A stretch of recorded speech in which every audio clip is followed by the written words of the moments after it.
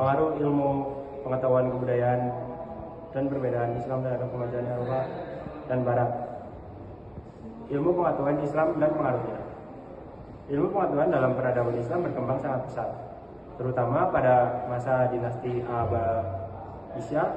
Pusat ilmu seperti Bait al-Hikmah di Baghdad, madrasah di Andalusia, dan Universitas Al-Azhar menjadi tempat berkembangnya sains kedokteran, matematika, dan astronomi. Tokoh-tokoh seperti Al-Khawarizmi, Ibnu Sina, dan Al-Farabi menghasilkan karya yang kemudian diterjemahkan ke bahasa Latin dan menjadi rujukan penting di Eropa. Tradisi berpikir rasional dan eksperimen yang mereka kembangkan menjadi fondasi lahirnya sains modern di Barat. Dengan kata lain, ketika Eropa berada pada zaman ke-8, Islam justru menjadi pelita ilmu pengetahuan dunia. Selanjutnya, kebudayaan Islam dan inspirasi bagi Barat.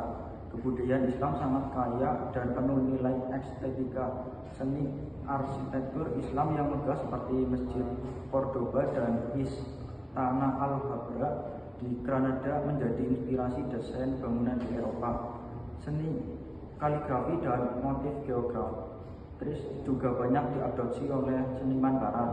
Di bidang filsafat, pemikir Muslim seperti Ibnu Rushd dan Al-Farabi menyebarkan ide-ide logika dan rasionalitas yang kemudian diikuti oleh filsuf Barat seperti Thomas Aquinas.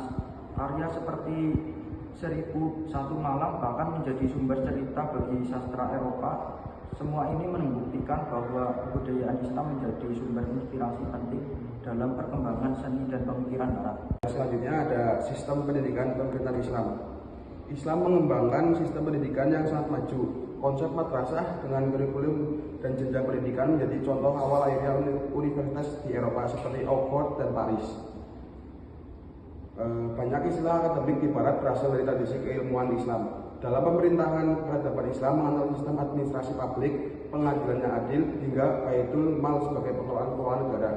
Konsep seperti ini, keadilan sosial, transparansi, dan pengawasan kekuasaan yang diterapkan dalam dunia Islam menjadi model bagi sistem birokrasi modern di Eropa.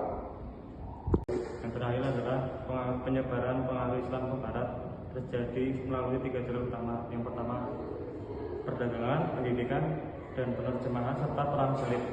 Para pedagang Muslim tidak hanya membawa komoditas, tetapi juga menyebarkan ilmu pengetahuan dan budaya. Pusat-pusat intelektual seperti Toledo berperan penting dalam menerjemahkan karya-karya ilmuwan Muslim ke bahasa Latin. Sementara itu, meskipun syarat konflik perang salib menciptakan pertemuan antara dua peradaban yang memicu pertukaran pengetahuan, wilayah seperti Andalusia dan Sisilia berfungsi sebagai pintu masuk utama penyebaran nilai-nilai dan keilmuan Islam ke Eropa.